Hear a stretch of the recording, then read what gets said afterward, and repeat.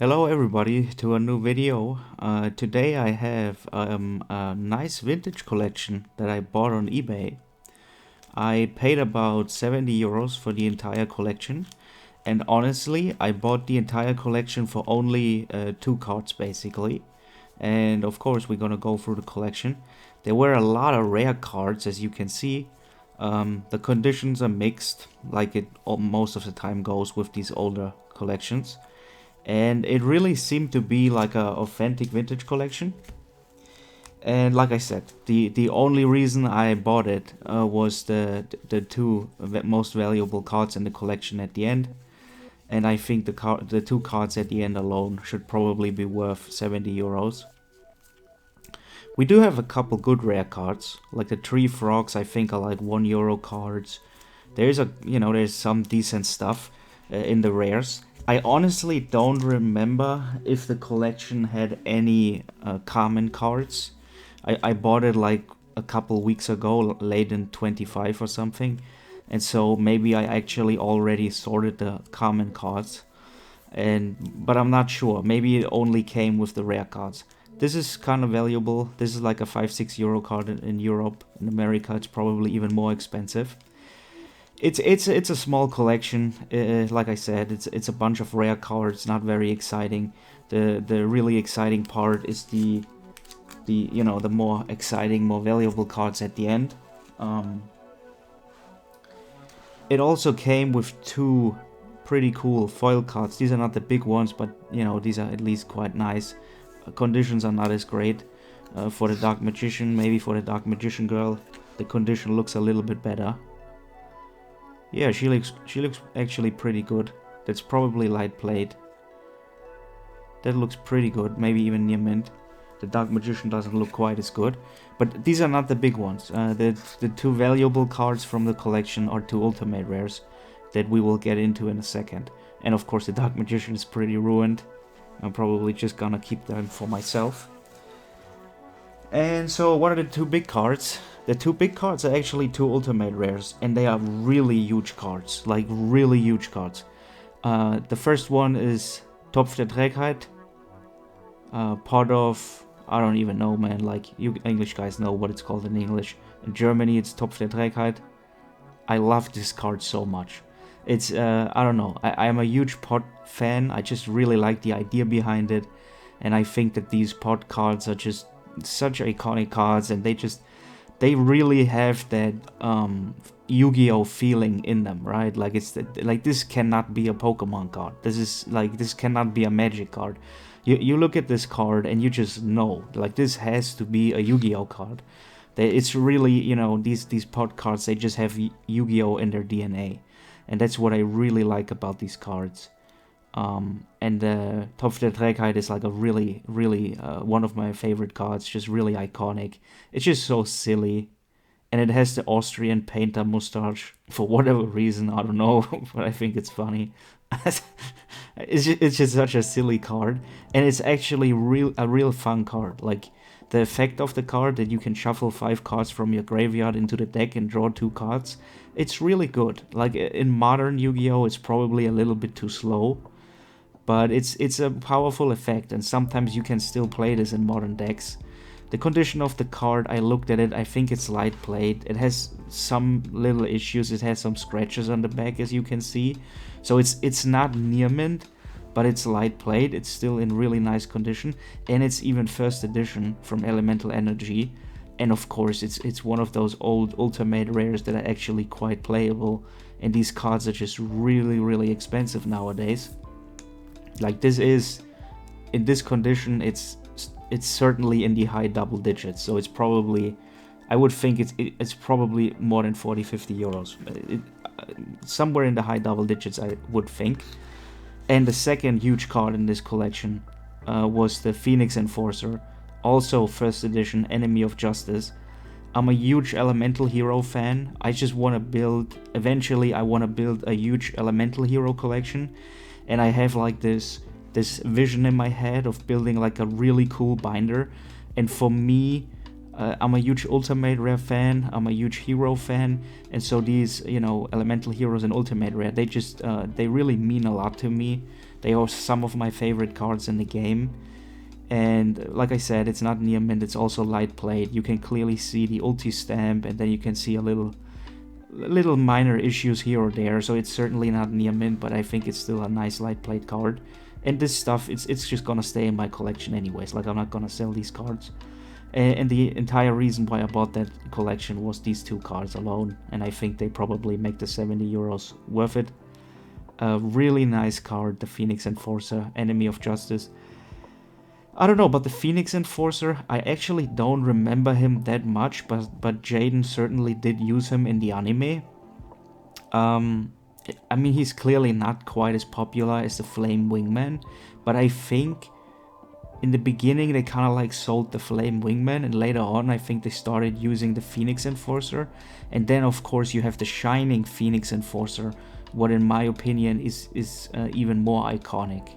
But this is also a very expensive card. Like, a first edition light plate, I don't know, but this is probably getting close to 100 euros.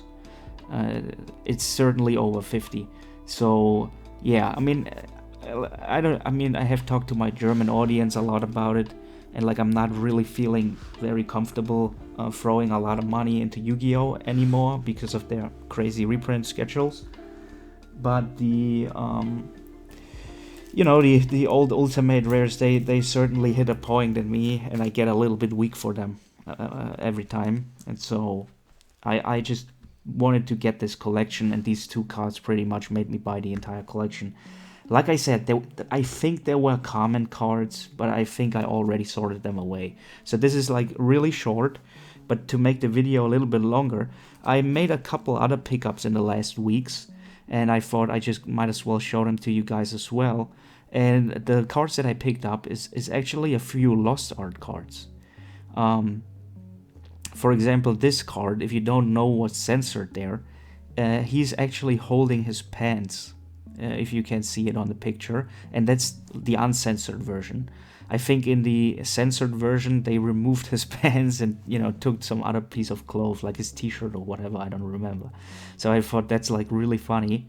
And I picked up a couple Lost Art cards. And with the Lost Art cards, I feel like everybody forgot about these cards. And I actually think that these Lost Art cards are actually really cool. I feel like they look really nice. I think they have very decent print quality. And of course, all the Lost Arts come in Ultra Rare. And I think with Ultra Rare in modern Yu-Gi-Oh! Most of the time is like very, these are like very cheap cards. In many scenarios, they are like pretty much bulk cards, like not really worth any money anymore. But the good old Ultra Rare, in my opinion, even though most of them are like not valuable, it still looks really nice. Like this Exodia Necros, like in the uncensored version with the old Monster Reborn symbol on his chest, like this is just a really nice card. Like there's nothing that you can say about it. And Ultra Rare is just a nice rarity. And I know we have Starlights now, and we're gonna get those overframes and all of those things. And Ultra Rare on the ladder is like pretty low when it comes to rarities in terms of scarcity and value. But in terms of visuals, you just can't go wrong with these good old Ultra Rares. And these Lost Arts, they look nice, and they are very cheap, and they actually have a pretty sweet story behind them. And so, there's a lot of waifu, there's a lot of girl cards, of course, because the uncensored versions have like shorter pants or whatever, you get it. And of course, in a TCG, they have to completely censor everything, what is like very annoying in my opinion. Acting like this is a little children game still. I mean, most people in the hobby are like in their late 20s, 30s, somewhere in the 40s. In a couple of years, some people are gonna catch retirement. So it's kind of silly that they have to censor everything, in my opinion, but okay. And these Lost Arts, I really like them. I like the idea behind them, that they are like promo cards that you can get from going to your local stores. Of course, I did not collect these cards at my local stores. I did buy them, and I probably bought them from vendors that were not even allowed to sell them, I would assume. But, that's just how it goes. A lot of Charmer cards actually got Lost Art versions, probably because of the legs. And, yeah, these Lost Stars are really sweet cards, and it makes sense to collect them because, you know, at the end of the day, it's like there's not as many of them, and they kind of like belong together. And so I just kind of like rediscovered them for myself, and they are, you know, they are really nice cards in my opinion, and they are very cheap. Like they are pretty much, like not all of them, but a lot of them are like bulk. Like the Charmer cards here, they are like as good as worthless. This one is a little bit more valuable, so this is a couple euros, like maybe 3-4 euros or something like that in Germany. The good old Burstinatrix, of course. For me as a hero guy, I'm a huge fan of that.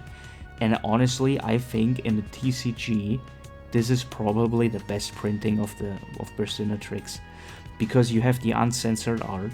It actually ultra rare looks gorgeous on Burstinatrix. It's such a nice card to look at.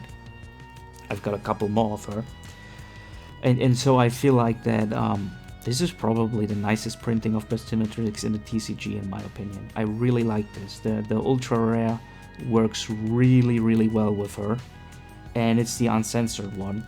In the OCG, some of those elemental heroes, those vanilla elemental heroes, actually got quarter century rares. So the Burstinatrix in this artwork and in her alternative artwork in the OCG actually got a QCR, and these are certainly cards that I'm looking for. But I guess it's just going to be a matter of time. I think eventually we're gonna get them as Starlight rares or 30th anniversary rares or something. It's probably just, you know, a matter of time. But so far we didn't get them. And the thing is, like, when we get these cards as Starlights or QCRs, I think it's highly likely that we will get the censored version, right? And so to get back to these Lost Arts, this is actually you know, something really interesting about these Lost Arts. The fact that they may be like the only way that you can get these cards in the uncensored version, right? So, you know, they're certainly gonna reprint those cards over and over again, but maybe this is going to be the only version to get them in uncensored in the TCG, right? And this is my favorite Lost Art. The Elfenzwillinge. Really like this card. I just love the artwork.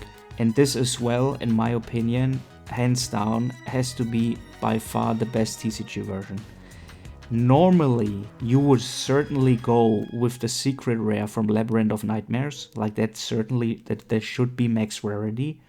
But it's just the uncensored artwork.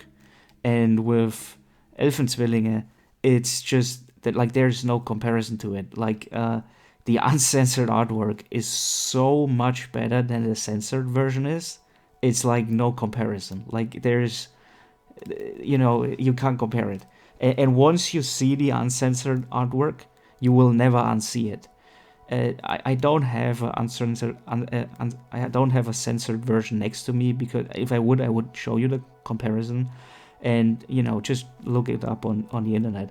Like, the censored version of this card looks so much worse. And it's funny because before I saw the uncensored versions in the OCG, I didn't even know, you know, that the artwork was censored.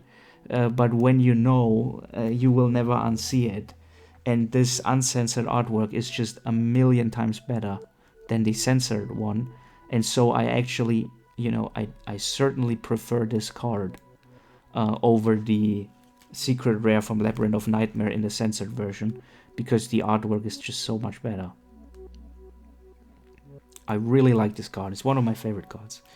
Of course, the best version of this card is the OCG Ultimate Rare. Like, that has to be the best version. But that card is so expensive. Like, it's crazy expensive. It's like very high double digits. It's like almost triple digits. It really hurts if you want to get this card. And this version is still very, very cheap. Like, this is low single digits. And yeah, I really like this card. And I will, every time I get the opportunity to pick it up, I will pick it up, and I will not get tired of it. I just really like this card very much. And then we have not quite as big cards. This is a Verführerin. I don't know, vampire something in English. This is just like a nice waifu card, I guess. They probably censored her stomach or something like that. Pretty nice card, I guess. Not really playable or iconic or anything, but pretty cool. And then at the end, I got One Dark Magician Girl. And I have recently seen a YouTube video from somebody a couple years ago. The first Lost Art printing of that card used to be 60 to 70 euros, where it's like ridiculous. Now I think the first print is like less than 20, and this is like the second print, and the difference is like the borders.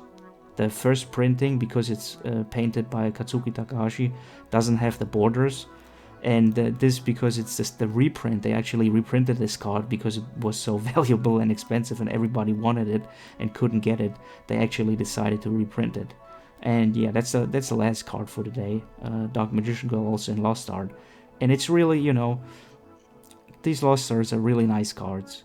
And it really feels, I haven't seen people talk about for these cards in such a long time. I feel like most people probably completely forgot about them. They have gotten quite cheap, especially in Germany, and they are really cool. I mean, I think they still release them once a while, but the entire focus has completely vanished, and like nobody's looking at them anymore. And whenever I get a little opportunity to pick them up, I might as well do it. And that will do it for this video. I hope you enjoyed it.